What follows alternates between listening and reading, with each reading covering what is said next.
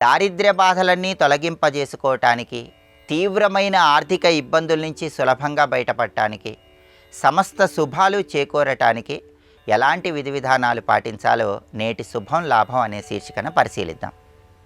ఎవరైనా సరే తీవ్రమైన ఆర్థిక ఇబ్బందులుంటే ఆ ఇబ్బందుల నుంచి బయటపడటానికి, అలాగే ఆర్థికంగా బాగా కలిసి రావటానికి కొన్ని ప్రత్యేకమైన విధి విధానాలు పాటించాలి.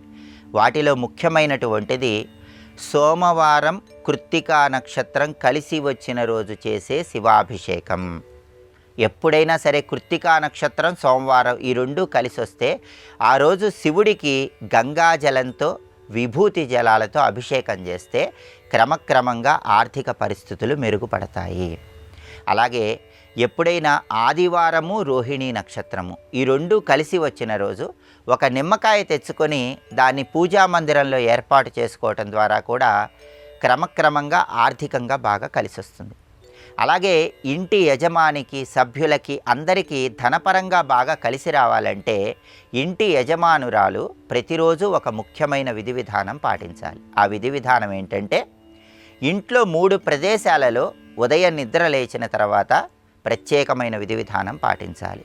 ఇంటి గుమ్మము, గడప, గ్యాస్ స్టవ్ ఈ 3 ప్రదేశాలలో ప్రత్యేకమైన విధి విధానం యజమానురాలు పాటించాలి.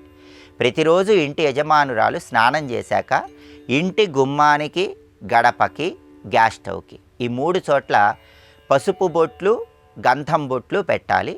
ఒక పువ్వు ఉంచి నమస్కారం చేసుకోవాలి. ఇలా 3 నెలల పాటు చేసినట్లయితే ఇంటి యజమానికి, ఇంట్లో సభ్యులందరికీ ధనపరంగా అదృష్టం బాగా కలిసి వస్తుంది. అలాగే కొన్ని ప్రత్యేకమైన దానాలు నిర్వహించడం ద్వారా కూడా ధనపరమైనటువంటి సమస్యల నుంచి బయటపడవచ్చు. జాతకంలో దారిద్ర్య దోషాలు ఉన్నప్పుడు డబ్బు పరంగా ఇబ్బందులు ఉంటాయి. ఆ దారిద్ర్య దోషాలు పోగొట్టుకోవటానికి కూడా ప్రత్యేకమైన దానాలు విశేషంగా సహకరిస్తాయి. ఆదివారం పూట తూర్పు దిక్కు వైపు తిరిగి రేగిపళ్ళు వీలైనప్పుడల్లా దానం ఇస్తూ ఉండాలి. శనివారం రోజు పడమర దిక్కు వైపు తిరిగి నేరేడు పళ్ళు దానం ఇస్తూ ఉండాలి.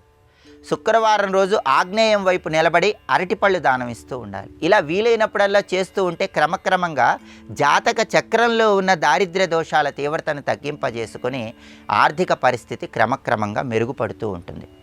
అలాగే అమావాస్య తర్వాత వచ్చేటటువంటి శుక్రవారం రోజు నల్లటి గుర్రపు నాడాను ఇంటికి తెచ్చుకోవాలి. గుర్రపు నాడాకి కూడా శని దోషాలను పోగొట్టుకోవడంతో పాటు లక్ష్మీ కటాక్షాన్ని కలిగింపజేసే శక్తి ఉంటుంది.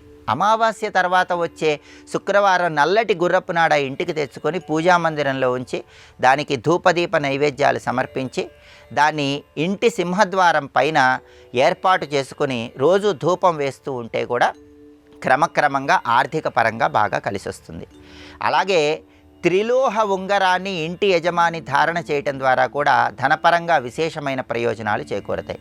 బంగారము, వెండి, రాగి ఈ 3 లోహాల మిశ్రమంతో ఒక ఉంగరంలాగా తయారు చేయించుకొని దానికి శివాభిషేకం దేవాలయంలో చేయించుకొని కుడి చేతి చూపుడు వేలుకు ధారణ చేయటం ద్వారా ఈ త్రిలోహ ఉంగరం అనేటటువంటిది క్రమక్రమంగా ఆర్థికంగా అద్భుతమైన పురోభివృద్ధిని కలిగింపజేస్తుంది. కాబట్టి ఈ ప్రత్యేకమైన విధి విధానాలు పాటించండి.